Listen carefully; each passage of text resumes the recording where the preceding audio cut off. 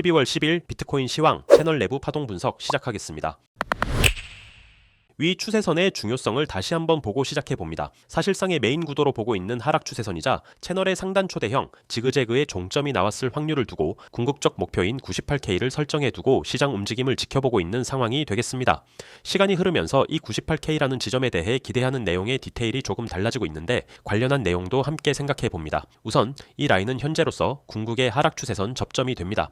여기서 하락 추세선의 설정 방식에 따라 관점이 나뉘게 됩니다. 우선 다음처럼 설정했을 때 즉 최초 126K부터가 아니라 이후 진행된 접점을 다음과 같이 설정하면 위와 같은 모양이 나오고 이는 이미 돌파 단계의 모양으로 인지해 볼 수 있습니다. 이러한 채널링도 결국 작도해 보았을 때 위와 같이 아래쪽 접점이 하단 채널에 정확하게 들어맞게 됨으로써 지그재그의 세 번째 패턴 위와 같은 다이어그램 C의 내용으로 결국 추세를 뚫고 올라가더라도 전체 추세의 0.618 반등이 맥스 값이 되고 이는 결국 연결 파동 X라서 다시 복합 조정이 이어진다라는 내용, 즉 이 경우라면 다음처럼 이 그림을 주관점으로 삼아 볼만 하겠습니다. 지그재그의 패턴에 대해 정리해 볼 때는 사실상 다소 심플하게 다음의 세 가지 다이어그램으로 참고해 볼 수 있어서 현재가 추세선에 딱 맞는 형태일 경우 위에서 살펴보았듯 다이어그램 C의 형태를 직전 시황까지 주된 관점으로 살펴본 위와 같은 지그재그의 채널링일 경우 다이어그램 B의 형태를 적극 참고해 볼 수 있습니다. 중요한 것은 다이어그램 A나 B처럼 추세선에 못 닿았거나 빠져나갔다면 조정파동의 종료다. 다이어그램 C의 경우라면 조정파동의 연장과 더욱 복잡한 수순이 나타난다. 이러한 구분을 해두고 시장을 봐야 한다는 점이 됩니다. 하지만 지그재그 채널링의 조정파동 형태라는 동일한 구조를 메인 분석으로 가져갈 때 가장 최소의 보수적인 목표값은 역시 피보나치 0.382 구간이 되는 98K를 충분히 기대해 볼 수 있다는 점 꾸준히 어필해 봅니다. 어찌됐든 현재 이러한 목표치를 두고 볼 때 서두에서 말씀드렸듯 시간이 흐름에 따라 이 채널이 아래로 내려오고 있는 형태이기 때문에 필연적으로 채널 저항이라고 하는 값은 낮아지게 됩니다. 즉 몇 일 전에는 0.382 반등이 98K이고 추세선도 해당 구간이었으나 현재는 다르고 앞으로도 이 채널을 넘지 못하는 한 지속적으로 달라지게 됩니다. 따라서 현재 살펴보면 피보나치 레벨상의 궁극적인 하락폭에 대한 반등 기대값은 98K가 동일한 상황에서 채널 저항은 이보다 꽤 낮게 내려온 95K 초중반 정도로 형성되어 있습니다. 이러한 채널의 돌파나 저항 과정이 순간적으로 시장에 미치는 영향이 높은 확률로 있을 것으로 예측 가능하며 반대로 그러한 예측이 실현되는지 즉 저항이나 돌파의 거래량 증가와 순간적인 움직임이 확인된다면 채널이 이를 한다는 말이기 때문에 저항 혹은 돌파에 대한 확인이 진행되면 이후 추가 매수에 대한 전략도 세울 수 있습니다. 다음처럼 이러한 저항이 확인이 된다면 충분한 되돌림 혹은 재돌파를 염두에 두고 지켜보다가 하단 매수 전략을 가져가 볼 수 있고 반대로 이러한 돌파가 확인된다면 거의 대부분 이러한 돌파는 채널 상단까지의 상승형 리테스트 장면이 자주 나오기 때문에 이 그림을 기본적으로 그려두고 매수 타점을 고민해 볼 수 있겠습니다. 다만 현재 이러한 저항 돌파가 진행되기 전 파동에 대해 해석이 난이도가 높아 보입니다. 이렇게 현재 진행되고 있는 큰 틀에서 조정파동의 형태를 띠고 있는 조정파동형 상승 추세를 딱 잘라 해석하기 어려운데 가능성 있는 몇 가지 관점을 생각해 봅니다. 우선 확률적으로 다소 높게 보이는 것은 다소 높게 들리긴 했으나 우측에 찍힌 83점 몇 K 후반이 들린 쌍바닥 구조일 가능성이 있다는 점이 됩니다. 이 점을 중심으로 생각해 보면 이렇게 각각의 한 파동으로 볼만합니다. 임펄스 형태로 표기해 보자면 다음처럼 앞선 파동은 1 연장 임펄스로 뒤이어 나온 것은 노멀 임펄스로 볼 수 있을 때 이 자체로 5-3-5가 완성되어 다음처럼 이런 형태의 구조를 한 묶음으로 분류가 가능해 보입니다. 즉 큰 ABC 하나가 나왔으니 이제 시작되는 것이 다시 ABC일 가능성이 있는데 그렇게 되면 이런 식으로 진행돼서 결국엔 더 큰 ABC가 형성되는 다음의 그림, 즉 위와 같은 관점이 가장 자연스러운 구도라고 볼만 하겠습니다. 따라서 내려온다고 하면 큰 ABC의 비파동을 마감하는 수순일 수 있어서 공격적으로는 위 매물 라인대가 해볼 만한 매수 자리라고 볼 수 있겠습니다. 다음으로는 이러한 삼각형 혹은 터미널 임펄스류의 관점이 있을 수 있겠습니다. 이 경우 내부 추세선을 다시 봐야 하는데 이러한 형태로 볼 수 있기 때문에 위 하얀색 추세선은 역시 미치지 못하거나 조금 더 넘어가는 것이 일반적일 수 있겠습니다. 즉 여기에서 끝나서 다음처럼 주황색 선의 방향성이거나 이렇게 큰 채널과 삼각형 형태까지 모두 다 이탈시켜 놓고 다시 복귀해서 삼각형의 아래 변을 다시 뚫고 조정이 끝나는 거짓 이탈의 형태 등도 생각해 볼만 합니다. 이러한 모양에서는 또한 빼놓을 수 없는 강세 삼각형 관점도 들여다볼 수 있는데 강세 삼각형의 경우 최초 파동을 포함해 이런 식으로 이가 끝났거나 이렇게 D 혹은 이가 진행 중이라는 관점이 가능해져서 현재로는 관점으로 참고만 하는 것이 좋겠습니다. 이러한 강세 삼각형이 맞을 때는 반드시 패턴 종료 후 쏘아 올리는 힘이 멈추지 않고 대단히 크게 가기 때문에 중간에서 잡아탄다 라는 전략에 대한 준비 정도면 충분하겠고, 그 이유는 강세 삼각형일 경우 1.618까지는 무조건 가기 때문에 그 최소값이 현재 108,000인 점을 보았을 때 이 지점까지 거의 쉼없이 가는 동안 소위 무서워서 사지 못하는 형태로서 강세 삼각형이 터졌던 과거의 모양 몇 가지를 반추해 볼 때 위와 같은 지점이라든지 위와 같은 지점일 때 강세 삼각형의 확정적 매수 관점으로 도전, 접근해 볼 만한 그림이었음을 과거를 돌아보고 현재 준비해 두면 되겠습니다.